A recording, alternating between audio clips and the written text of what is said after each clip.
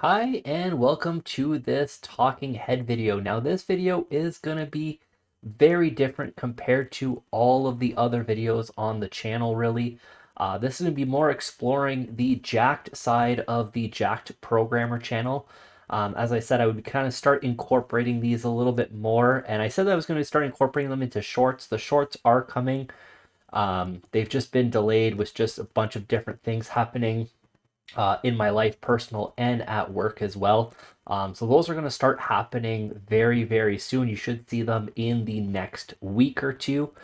They should start popping up, and then those will become a little bit more regular as well.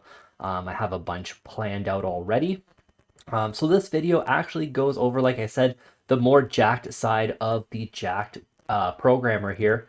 And this is actually going to cover powerlifting. So what I do outside of programming and system administration, what I do on my downtime, one of my hobbies that I've been doing for many years now is compete in the sport of powerlifting. I am by no means a pro in the sport. It is just something that I really, really enjoy to do 4 times a week. Couple hours 4 times a week just kind of lets me step away from the screen, and honestly it helps me a lot in system administration and programming aspects. Just lets me step away, take a nice step back, and look at problems from a very big 3,000 over the head view. And often I solve a lot of problems either when I'm lifting or sleeping or anything like that, and I'll do another video more focusing on just kind of stepping back from programming and system administration to kind of solve the problems that you'll have. I find that is often very useful. So without further ado, let's actually get started with this video. I'm just going to shrink myself here. So what I did on the weekend that just passed here on December 7th, I've competed for the first time in just over a year at my first powerlifting meet again. I'd say first, but it's the first one in just about a year and a month, or a year and 2 months, after some back injury. So here we're actually going to see my squat here. This was 545 pounds. So this was a new personal best for me. Before that, in competition, my previous best was 518, and my best in the gym was 530. I definitely still probably had a little bit more, but that's where we called it there for the day, just to save some room for the other lifts. So something to know about powerlifting is it is squat, bench, and deadlift in that order, and you have 3 attempts for each lift. So you kind of warm up in the back room, and then you do your first attempt, which is classified as your opener, and then you do a second attempt and a third attempt. You can only go up in weight or reattempt if you don't get it. There are also a lot of technicalities which I won't get into in this video. But if you guys want to know more about this side, please let me know in the comment section down below. I would definitely be glad to do a little bit more videos kind of explaining this. But that will be kind of more directed for the shorts and stuff like that. So then we moved on to bench here. This was my second attempt on bench. This is where I actually did 402 pounds. So this was a big PR for me, or personal record for me on competition day. My previous best was 375 pounds. So here we're going to see that it definitely moved very, very well. And then we actually went on to go a little bit higher than this on the third attempt that I'm going to show just right now. This was 418 pounds. Now this, I classify this as a gym personal record. This did not count in the competition. So in the competition, there are also some technicalities that you have to accomplish the lift with. So on bench, you're going to see there's kind of these 2 red lights, and then there's this white light. You need at least 2 white lights for the lift to count as good.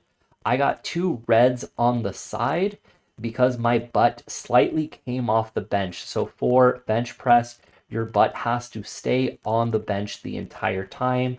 Same as your shoulder, the bar has to keep moving in the same direction. But the reason why I didn't get this lift was because my butt started kind of like vibrating a little bit on the bench and it slightly came off.